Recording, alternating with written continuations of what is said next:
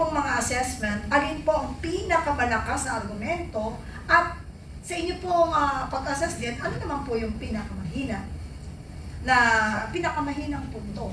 Doon sa usapin natin ngayon. Sa defense kahapon, no? Balik natin sa Ikaw, topic natin. Pagka yung kasama ko, nag-iiba-iba ang topic eh. Para sa akin, wala eh. Walang mahinang argumento. Lahat Hindi ng kami argumento nag-i-script malakas. dito eh. At kaya nga nag-agree yung mga amicus curiae. Usually, First ako, may person. mga na-argue na ako sa Supreme Court. Modesty aside, naka-anim na panalo na ako sa Supreme Court on doctrinal issues. May mga amicus curiae nagsasabi ganito, yung isa nagsasabi naman ganon. At tulad nung sa pan, dun sa yung mga amicus briefs dun sa yung kung may karapatan ang Secretary of Justice na mag-issue ng HDO, yung Arroyo versus the Secretary of Justice na sinabing wala. Merong pros and cons. Dito lahat ng amicus curiae, lahat ng mga resource person sinabi, mali yung ginawa, wala nagsabing tama. At pagkagaling ng mga tao, si Sonita Consod, Butch Abad, former SP Franklin Drilon, at saka may isa pa nakalimutan ko yung isa eh, kasi medyo background kung pinapakinggan. Pero wala nagsabi ng amicus curiae na tama, kaya na-imagine ko lang kasi walang video yung streaming eh, di ba? Audio Walang lang. audio lang. Tsaka, Oo. napansin mo yung natatameme at mahabang panahon na hindi makapagsalita si Berberami. Yun nga, na-imagine ko yung pawis. Siguro bumubula yung singit ni Berberape kahapon, no? Kasi wala Bumubula. wala Baka hindi pa nakabandaw, nagmadaling pumunta sa korte, may sabon-sabon pa. Diba? Wala talaga siya. Na-imagine ko yung pawis niya eh. O yung sa kanya, bumubula ang singit. Baka yung mga nag-uutos, bumubula na yung bibig. Yun yung ano na, how Ay, do ikaw, you, ha? how do you defend? Kasi ako yung... Gagalit si CEO sa inyo niya. Diba? How do you defend something wrong? Ikaw, attorney, di ba? How do you defend something wrong? Mahuhuli ka talaga. Alam mo, kaasa, tulad ng lagi nating paninindigan, kahit dito po sa kapiyan, pag inumpisahan mong mali ang isang bagay, ang kapal naman ng mukha mo, mag-expect ka maging tama sa huli. Wala na happy ending yan. Pag mali ang umpisa mo, siguro din mo, sabog-sabog ka sa ending. And it will happen because God is with us. God is good all the time. Okay, tuloy-tuloy na. Nagiging mainit na. Pinagpapawisan ako. Mamaya, naka-sleeveless na ako. Kaya ako nag-jacket kanina malamig. Pag ito pala kasama mo, papawisan ka talaga. Kaya ako butas-butas para hindi ka Oo pagpawisan. nga. Pero alam mo, susunod, kapag kayo guest ko, magdadala ako ng brake fluid. Yun ang unang papainom na. Yan yung ilagay dito, brake fluid. Huwag tayo magganyan-ganyan. Ha? Anyway, moving forward again, Castra and Antonio Topacio. Sa tingin po ba ninyo, may indikasyon na ba kung saan papunta talaga ang desisyon ng korte? Bawal tayo magsalita dyan. Ay, bakit Lalo na kayo ako, abogado. Alam mo, Abogado. abogado yan. We do Sa not judice. preempt. Sa judice. Huwag kang magsalita. Ikaw hindi ka abogado, magsalita ka. Sige. Hindi ka mag-discard eh. Hindi ka malalari ka doon. Saan patutungo? Patutungo ito sa criminal case na final nila, Attorney Topacio. Kasi sigurado ako, pag lumabas ang mga saro na sinabina, makikita lahat kung saan dinala at paano napunta at nagastos ang mga pera na particularly the unprogrammed fund. Yan, at yan di umano, at hindi yan si TTO, naggaling mismo yan sa bibig ng ating pong invited guest. Ito, very briefly lang para mabigyan natin ng pagkakataon ng susunod na tanong ito. Judicial restraint versus activism. Dapat bang makialam ang Korte Suprema sa budget? Ayan. Attorney, Hindi sa dapat, kundi katungkulan ng judiciary. responsibilidad. Oo, under the expanded judicial power na iginawad ng bagong konstitusyon, which was done by the Constitutional Commission, yung 50 persons, in response to the usual refuge taken by the Supreme Court under the 73 Constitution na political question, we have to exercise judicial restraint, etc. Kaya nga po pinalawak. So it becomes not only a power, but the duty of the Supreme Court to step in whenever there, on the part of any department of government, there is grave abuse of discretion. Yun. Iba pa to dun sa Rule 65, the grave abuse of discretion amounting to lack or excess of jurisdiction. Iba pa po yun, na judicial na grave abuse. Ito, grave abuse of any of the powers ng any department or agency or instrumentality or subdivision thereof. So, hindi po yan judicial activism kung nakialam ang korte. That is by virtue of its expanded judicial powers under the 87 Constitution. Yan po ang in-invoke na poder ng ating Korte Suprema noong nagdesisyon po sila na gawing void yung unang impeachment complaint versus Vice President Sara Duterte. Yon, ang galing. Sa totoo lang, no, ang ganda ng ating topic. Lahat tayo, kahit na hindi tayo mga matataas ang pinagkukunan tulad ng ating voting ka-Ferdy, no, at ka-Astra, nakita mo lahat ng Pilipino sukdulan ng pagnanais na matuto at maintindihan talaga. Ang gagaling pang maggamit ng mga terminong malalalim niya para hindi maintindihan ng Pilipino. Kaya akala naman nila, bakit? May AI niya yun. Ako ganun kagad na, tapos yung mga vlogger. Alam mo yun, talaga yung pala ibig sabihin yun, no? Munti ka tayo matanso. Parang yan pag may nag-a-apply sa atin na mga kasambahay, pagkabutol din yung amo, ganito.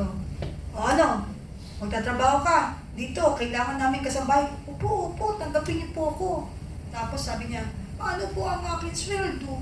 Ito, 30 dias kada buwan, libre chibog, walang kain. Parang ganyan ang ginagawa natin. Ganyan tayo tinatarantado. At ngayon naman po, pumunta naman po tayo sa usaping governance at saka accountability. At ngayon, tignan natin ang epekto nito sa pamamahala. Kasi this is very, very important topic. Astra, para sa iyo to. Ito, wala kang di umanot, CTTO. Galing mismo sa iyo. Ang sagot, ayan na. Pagandaan na ninyo magiging statement. Makikita niyo yung galing ni Kaasa kung bakit nagigil sa kanya yung mga yan. Kaasa, kung may bahagi ng GAA na ideklarang unconstitutional, ano ang immediate attack sa program? Ano ang immediate attack? Ang immediate na pangangailangan natin, nasa state of energy emergency tayo. So, pag dineklara na unconstitutional, dapat ibalik nila lahat ng mga, yung mga punto na ginamit nila which is considered unconstitutional. Tama, Attorney Topacio, di ba? Kasi tayo, speaking of COA, disallowance. Ito kasi proseso ito, di ba? Si COA pag nagsabing disallowed yung kasi ako ay experience sa disallowance. Alam niyo kung magkano yung disallowance? Hindi porket ibig sabihin may disallowance, may corruption ha. Disallowance ko was around 400 pesos. Na-disallow ako dahil nag-change ako ng flight from Cagayan de Oro to Manila. Kasi I was a speaker sa Marawi City for a graduation. Sabi sa akin ng mga ma'am, hindi maganda na gabi ka na bumiyahe. So, nag-change ako ng flight. COA disallowed my change of flight, which is supposed to be security reason ko yun na nag-change ako ng flight. So, pag sinabing disallowed at sinabi ng COA disallowed ka, babayaran mo, ibalik mo sa treasury yung pera na disallow sa'yo. Now, talking of the GAA, pag sinabi na unconstitutional itong mga ginastos nyo, responsibilidad ng mga gumastos na nyo na ibalik yung pera nyo. Dapat ibalik nila yon sa ating Alam nyo ba kung ilang mga eskwelahan ang pwedeng maipatayo doon sa mga perang nawalas?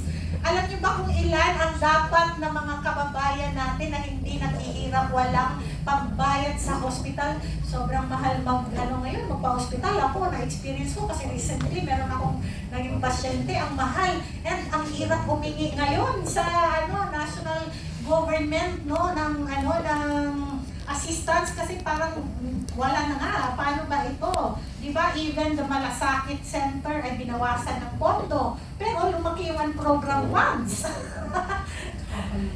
Dapat ibalik sa taong bayan at dapat ako ay am hoping really that Supreme Court will ito yung panalangin ko na i-demand ng Supreme Court na ibalik nila yung pondo. Dapat lang.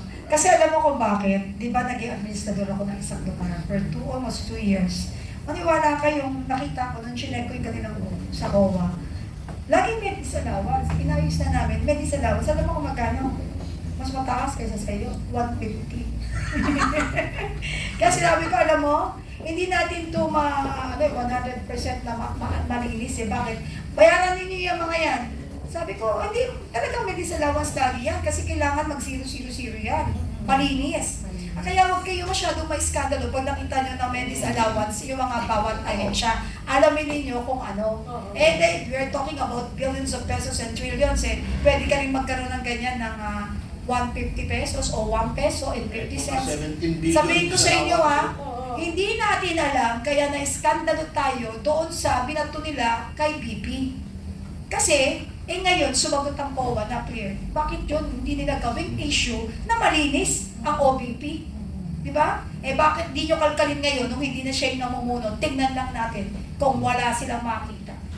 Ngayon, pag walang makita, dahil hindi nila talagang tinignan o hindi nila ginawang issue because hindi kasi BP Sara eh. Di ba? Hindi nalaban. Hindi ka Anyway, lang. going back to the GAA, ano yung sinasabi Hindi, niya? ito muna. Sorry. Ito muna, attorney.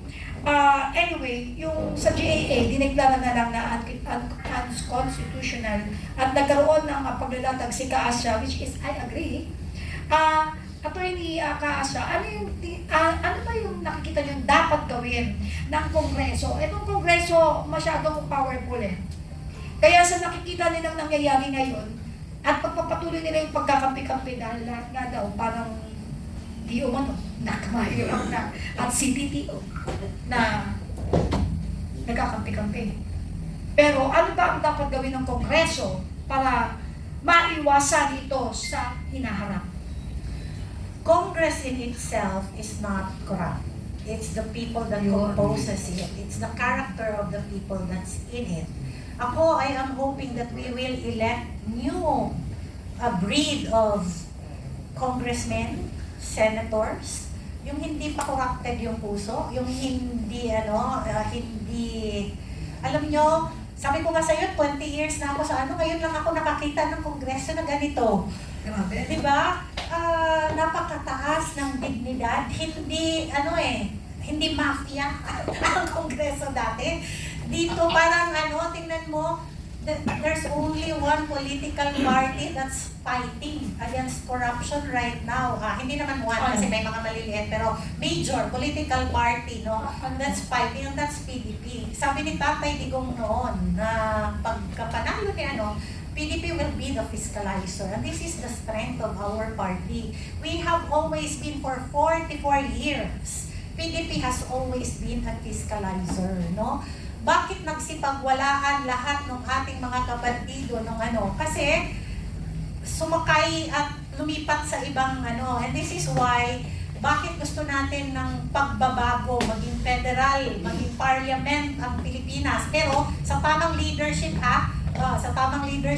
because you are going to hindi completely eradicate but minimize the chances of corruption. And dito sa ano ba ang dapat gawin ng Kongreso? It's not Kongreso that has to do something. It's the people in Congress that has to have a change of heart. Magbago ng puso, mahalin ang bansa, mahalin ang Pilipino, hindi mahalin ang maleta. Tama! May tama ka.